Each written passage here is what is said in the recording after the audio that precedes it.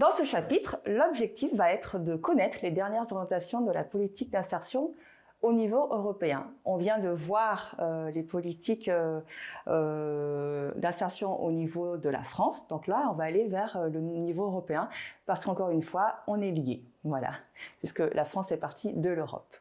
Donc aujourd'hui, il y a un budget qui est européen, qui est réparti différemment par rapport, voilà, il y a des fonds qui vont permettre d'aider les pays membres pour lutter finalement contre la pauvreté et le chômage. Donc, on va parler de termes encore, il y a des sigles, accrochez-vous bien, c'est que le début.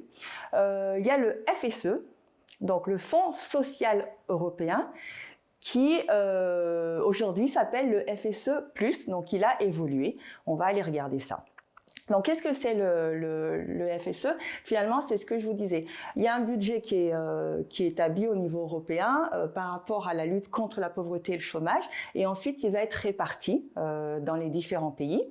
Et il y a un programme. Et finalement, le dernier FSE prenait fin en 2020.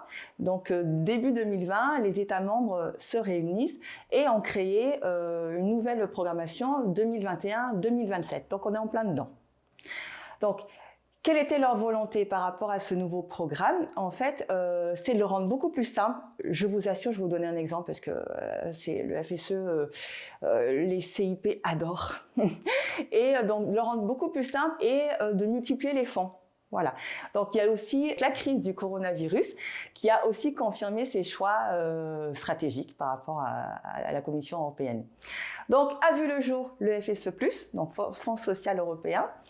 Donc, il est né de cette fusion entre le Fonds social européen, l'initiative des emplois jeunes, on dit IEJ, et le Fonds européen d'aide aux plus démunis, le FEAD. Voilà.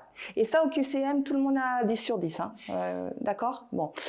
Et aussi du programme de l'Union européenne pour l'emploi et l'innovation sociale, le EASI. Et pour finir, le programme pour la modernisation des systèmes de santé. Il y a plein de programmes. Voilà. Dans l'insertion, on va parler programme, dispositif. C'est des mots, faut les intégrer. Voilà, c'est comme ça. Donc, vous voyez, pour faire simple, en fait, c'est qu'ils ont, on a mis dans le pot commun un peu plus de personnes, un peu plus d'initiatives, et pour aller plus loin dans l'idée. Le Fonds social européen plus, donc le FSE+, finalement, c'est un fonds structurel de l'Union européenne. Et sa vocation première, c'est de contribuer à améliorer tout ce qui est en lien avec le professionnel, donc l'emploi pour les citoyens européens. Et notamment, on reste toujours avec un focus sur ceux qui sont dans la précarité et l'exclusion. Voilà. Donc, ces grands domaines, l'emploi, la formation professionnelle, l'inclusion sociale. Je ne sais pas si vous êtes intéressé aux dernières interventions de notre président actuel, et il a beaucoup insisté sur la formation professionnelle par rapport aux personnes. Il y a eu beaucoup de choses qui ont été dites, donc ça c'est hyper intéressant parce que ça l'était un peu moins au départ. Et l'idée c'est que finalement ces personnes-là, on a vu que le niveau scolaire était plutôt bas.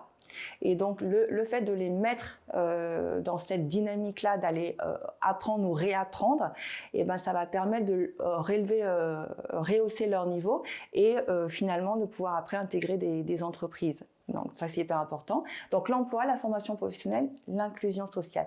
Un petit exemple du FSE, parce que si vous allez dans des structures et qu'il y a du FSE, parce que c'est pas toutes les structures qui fonctionnent avec le FSE, mais il y en a beaucoup. Donc, le FSE+, aujourd'hui, j'espère qu'ils ont simplifié les documents. Parce que sinon, vous gardez votre journée. D'accord. Et le FSE, ce qu'il veut, ce qui est normal, c'est qu'ils vont mettre des billes par rapport à des actions, c'est de rendre compte. Donc l'idée du CIP par rapport au FSE, c'est que si je mets en place, ma structure a décidé d'avoir ces subventions pour mettre en place des actions, et ben moi je dois rendre compte de ces actions-là, voir finalement si ça fonctionne ou pas, et ça leur permet de réajuster pour les programmes suivants. Donc c'est l'idée. Mais c'est vrai que c'est pas simple. Donc voilà. Par rapport à FSE+, on va voir les 5 priorités nationales. Donc c'est favoriser l'insertion professionnelle. Donc vous vous souvenez du mot insertion professionnelle, de l'inclusion, Pareil, mot inclusion, inclusion sociale, donc des personnes les plus éloignées du marché du travail. On va aussi aller renforcer le système éducatif, ça c'est une très belle chose, c'est que mon avis. Derrière aussi la réussite scolaire et universitaire, donc vous voyez, on met vraiment l'accent sur le niveau scolaire. Et vous irez voir, parce que c'est important, il y a eu des statistiques par rapport au niveau de la France. On n'est pas si mal, mais c'est vrai que ça a un peu baissé, mais on est quand même pas mal. Il y a aussi dans ces actions-là le développement, développer l'accès à l'emploi des jeunes. Donc voilà, on renforce encore cette dynamique-là auprès des jeunes pour les faire monter en compétences derrière aussi le lien avec les conditions de travail et pour finir l'innovation sociale. Pareil, moi qui suis formatrice, j'ai un public en insertion assez régulièrement et c'est vrai qu'il y a des dispositifs qui ont vu le jour ces derniers temps qui permettent à ce public-là en fait, de réapprendre des savoir-être, de connaître un peu mieux le monde de l'emploi et leur permettre d'aller faire des immersions pour pouvoir intégrer derrière plus en sérénité. Donc pour finir, l'enveloppe globale du FSE+, donc pour cette période-là 2021-2027, s'élève à 10 milliards d'euros. Et oui, c'est énorme.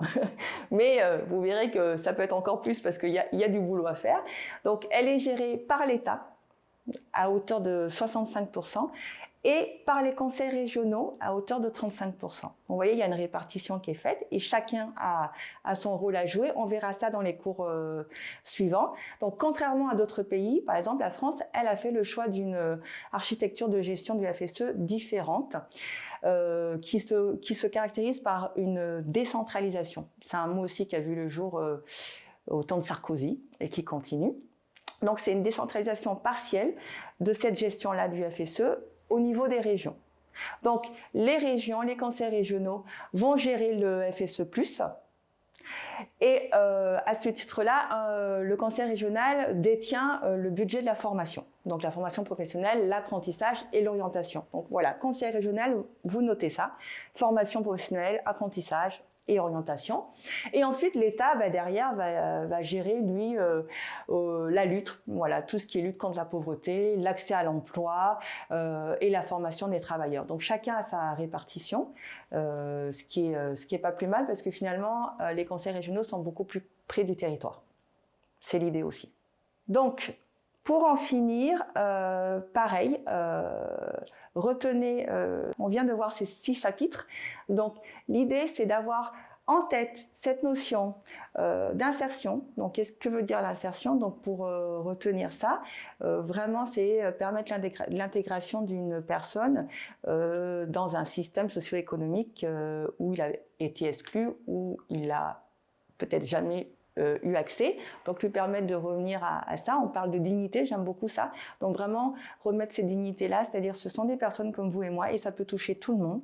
Voilà, on peut très bien avoir une vie sociale, avoir un travail et puis tout bascule. J'ai plein d'exemples à vous donner. Donc c'est vraiment, ça peut concerner tout le monde.